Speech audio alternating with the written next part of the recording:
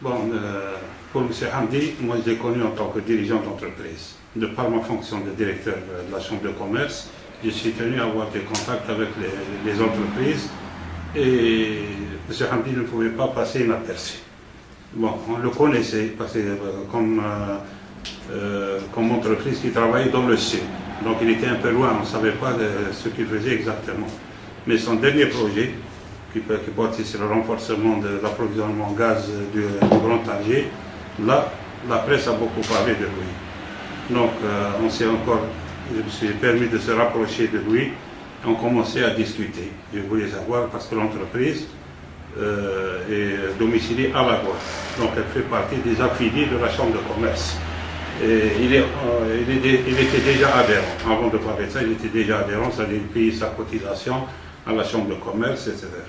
Bon, en discutant avec lui, disons que ça a créé un besoin de se voir régulièrement. On parlait de l'entreprise, de son environnement, de ce que peut faire la Chambre de commerce pour lui, parce que c'est notre rôle, c'est pas lui, ce que lui peut faire pour nous au départ. C'est la Chambre de commerce, qu'est-ce qu'elle peut faire pour une entreprise comme ça. Après quelques discussions sur son projet, que on a eu le plaisir de voir, son lancement à la télévision, etc. Et lors d'une discussion amicale autour d'un thé, il m'a dit, voilà, moi je fais des actions de charité. Je lui ai dit, ça n'empêche pas de faire des opérations de charité en tant que personne, parce que chaque musulman est tenu de reverser une partie de la zakat, etc. Mais en tant qu'entreprise, elle aussi c'est une personnalité morale à part et elle peut faire des actions au nom de l'entreprise. C'est un concept peut-être moderne, c'est la responsabilité sociétale de l'entreprise.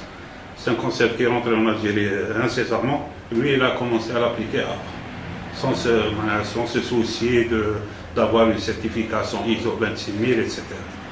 Qu'est-ce qu'il pouvait faire? L'intérêt que j'ai, c'est la formation. Parce qu'en tant qu'observateur de l'activité économique, je trouve que le marché de l'emploi au niveau de la Guadeloupe n'est pas bien formé. C'est-à-dire si une entreprise veut recruter la compétence, on ne le trouve pas facilement. L'université, maintenant on sait qu'elle forme la masse. Les spécialités en management, ce n'est pas vraiment l'université qui forme les meilleurs comptables à travers le monde.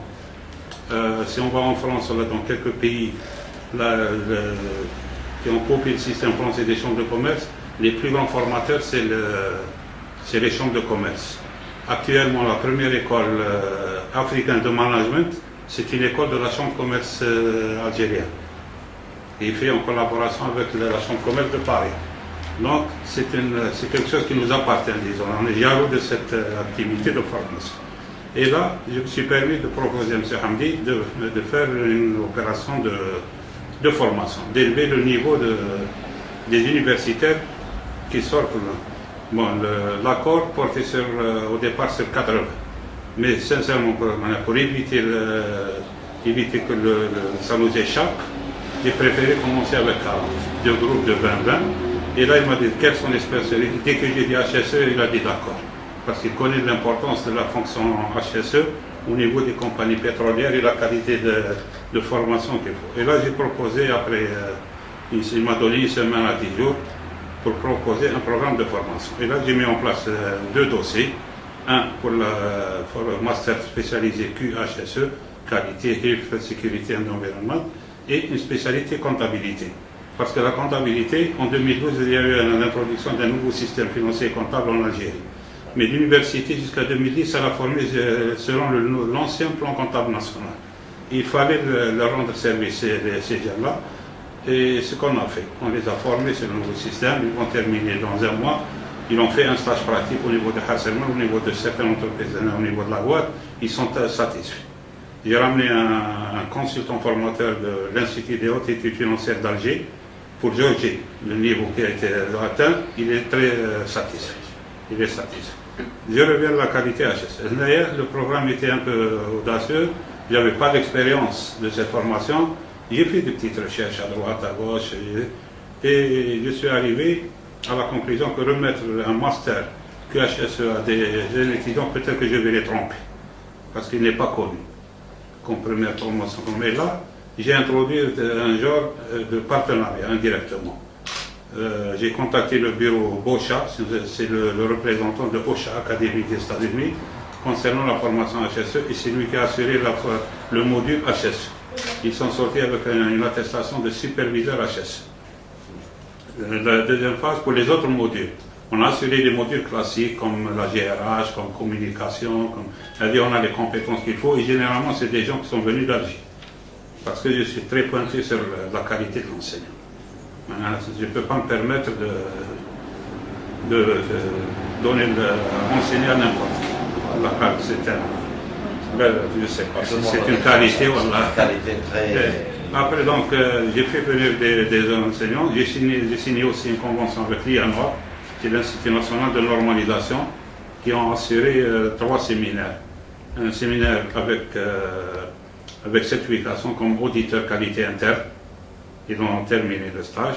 Après, on est passé à l'ISO 22000 qui concerne la sécurité des denrées alimentaires, surtout pour la restauration collective qui est très très développée au Grand Sud.